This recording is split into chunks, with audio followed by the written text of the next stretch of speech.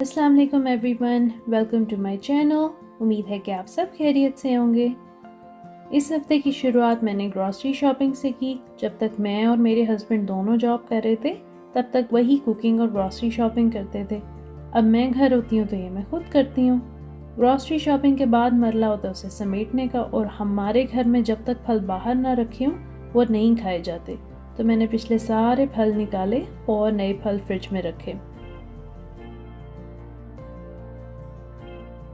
सेब और टमाटरों के अलावा मैं बाकी सारी चीज़ें धोए बगैर ही फ़िश की टोकरियों में रखती हूँ, और जब खानी या पकानी होती हैं तब धोती हूँ, वरना वो बहुत ही जल्दी ख़राब हो जाती हैं।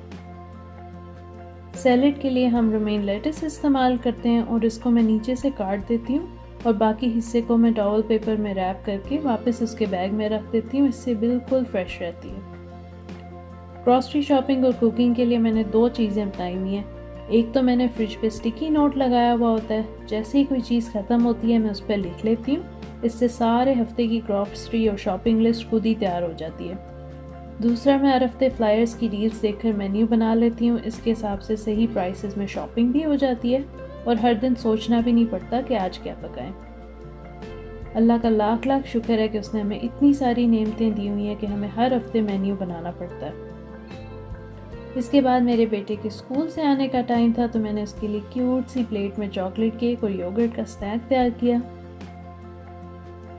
और अगले दिन हमने अपने बेटे को स्कूल छोड़ने के बाद बाहर खाना खाया। मैंने कैलिफोर्निया एग्स बेनेडिक्ट खाया और मेरे हस्बैंड ने सी फूड पास्ता खाया। अब मीठे के बगैर खाना तो अधूरा होता है, तो हमारी डिशेस ख़त्म होने के बाद सर्वर ने हमें डिज़र्ट्स का टूर दिया, जिसमें तरह तरह के चीज़ केक, चॉकलेट केक और फिर कैरेट केक भी था। हमने इसमें से चॉकलेट ट्रफल केक चुना। अल्हम्दुलिल्लाह यहाँ पे बहुत ही अच्छी सर्विस थी और हमने हर चीज़ बहुत अच्छे तरीके से एंजॉय की।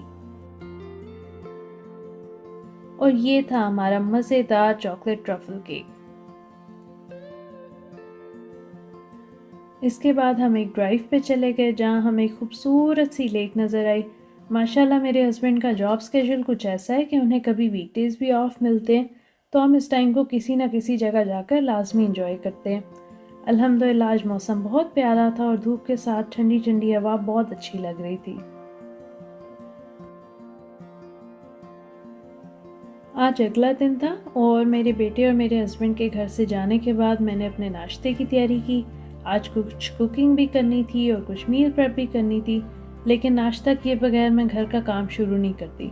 मुझे बिल्कुल सुकून में नाश्ता करना पसंद है, तो इसलिए मैं सबसे आखिर में अपना नाश्ता बनाती हूँ। अच्छा, मैंने नोट किया कि मेरी मामा हमेशा से अपने लिए नाश्ते में अंडा और चाय बनाती थी। शादी के बाद मैंने अपनी सास को भी अंडा और चाय से नाश्ता करते देखा है, और मैं अक्सर वीडियोस में और माओं को भी यही नाश्ता करते देखती हूँ। मुझे कमेंट्स में लाजमी बताएं कि आपके घर में भी यही नाश्ता किया जाता है या फिर कुछ और। नाश्ता बनाते हुए मैं आज के मेन्यू की भी कुछ तैयारी कर रही थी। आज का मेन्यू था साबित मसर दाल, ज़ीरे वाले चावल और 7 उबले हुए अंडे। मील प्रेप में आज मैंने मुख्तलिफ फ्लेवर्स का बोनलेस चिकन भी मैरिनेट करना था। नाश्ता बनाते हुए मैंने दाल और चावल भिगो कर रख दिए। दाल मैं 20 मिनट के लिए भिगोती हूँ और चावल मैं कम से कम 30 मिनट के लिए भिगोती हूँ। रेसिपीज़ मैंने इस वीडियो की डिस्क्रिप्शन में लिख दी हैं। मैं वीडियो में पकाने का तरीका दिखा दूँगी। अगर आपने कुछ भी पूछना हो तो मुझे कमेंट में बताएं। मैं प्रेशर के लिए इंस्टेंट पॉट इस्तेमाल करती हूँ। अगर आप भी इंस्टेंट पॉट इस्तेमाल कर रहे हो तो सबसे पहले सौटे ऑन करें। इसके बाद आप पॉट में दाल, पानी, सूखी मिर्चें, नमक, हल्दी, चिकन क्यूब और सूखा धनिया डाल दें और उसे मिक्स कर लें। जैसा कि मैंने पहले बताया था, इन सब चीज़ों की क्वांटिटीज़ मैंने डिस्क्रिप्शन में लिखी हुई हैं। मैंने थोड़ा सा पानी पहले डाला था और थोड़ा बाद में, क्योंकि मैं रेसिपी लिखने के लिए साथ साथ पानी नाप रही थी, तो आप सारा पानी इकट्ठे डाल सकते हैं। अक्सर दालें जब उबलती हैं तो इन पे झाग इकट्ठी होती है, और अगर ये झाग प्रेशर के दौरान इकट्ठी हो तो कुकर फटने का ख़तरा होता है। इसलिए दालों को प्रेशर कुक करने से पहले एक बार उबलने दें ताकि सारी झाग ऊपर आ जाए। अगर आप नॉर्मल प्रेशर कुकर इस्तेमाल कर रहे हैं तो आपने बस कुकर को खुला रखना है जब तक कि झाग बनकर ऊपर ना आ जाए। दाल जब उबल चुकी हो तो सौटे कैंसिल कर दें, प्रेशर दबाएं और टाइमर सेट कर लें। साबित मसर को मैं 20 मिनट का प्रेशर देती हूँ और टाइम सेट करने के बाद कीप वार्म ऑफ कर दें। ताकि प्रेशर के बाद इंस्टेंट पॉट हल्का हल्का चलता ना रहे, वरना दाल नीचे लग सकती है। इंस्टेंट पॉट के ढकने पे एक नॉब होती है और इसके साथ दो ऑप्शंस होती हैं, एक सीलिंग और दूसरी वेंटिंग। ढकना बंद करने के बाद लाजमी देख लें कि नॉब सीलिंग पे है ताकि प्रेशर सही तरीके से बने। टाइमर ख़त्म होने के बाद नॉब को वेंटिंग की तरफ कर दें। नॉब के ऊपर स्टीम के निकलने के लिए 3 सुराख हैं, तो टाइमर रुकने के बाद नॉब को एक तरफ से पकड़कर वेंटिंग की तरफ लाएं ताकि स्टीम से हाथ ना जले।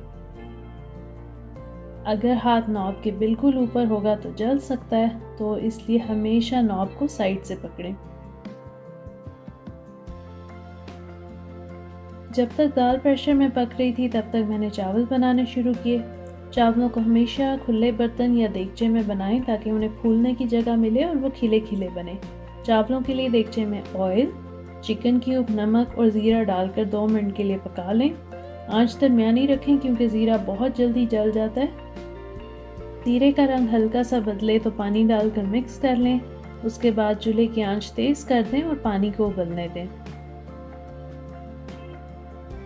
पानी जब उबलने लगे तो भिगोए हुए चावलों का पानी गिराकर सिर्फ चावल देगचे में डाल दें।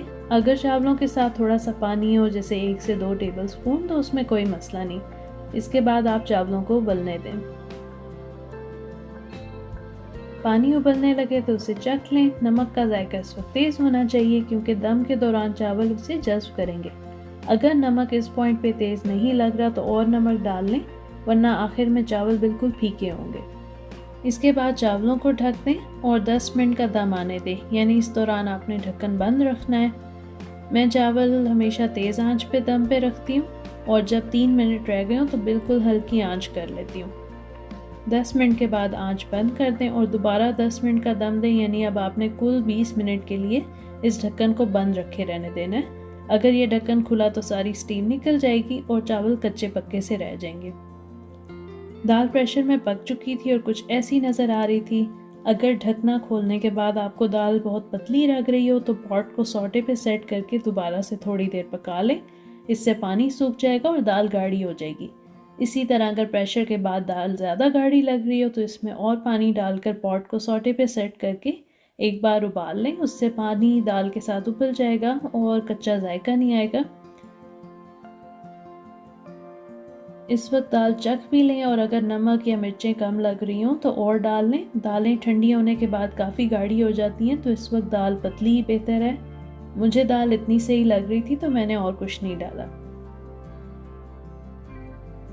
इसके बाद मैंने कुछ अंडे उबलने के लिए रख दिए।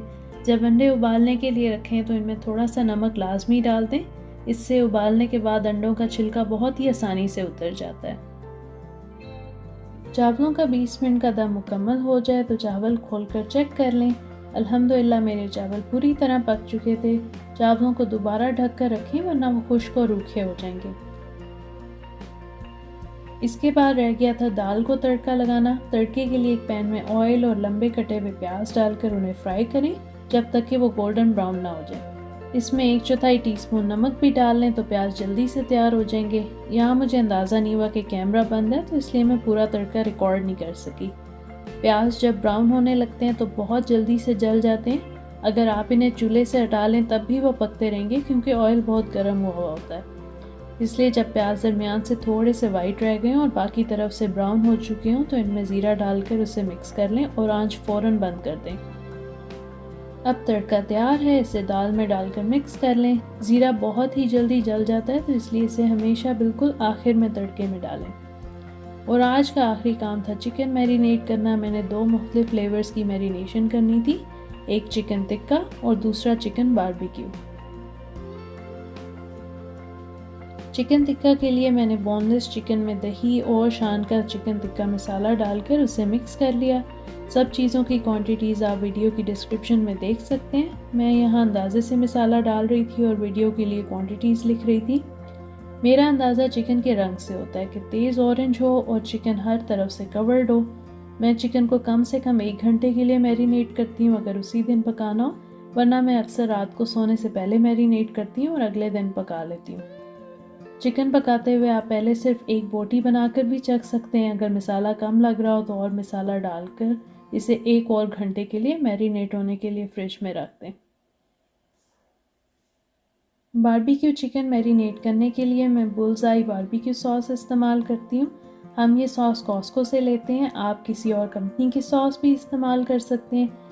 बस ये लाजमी देख लें कि सॉस पे मैरिनेट लिखा हुआ है या नहीं। इस सॉस पे लिखा हुआ है कि इसे आप डिप के तौर पे इस्तेमाल कर सकते हैं, ग्रिल पे बारबेक्यू बनाते हुए इसे ब्रश से लगा सकते हैं और मैरिनेट करने के लिए भी इस्तेमाल कर सकते हैं।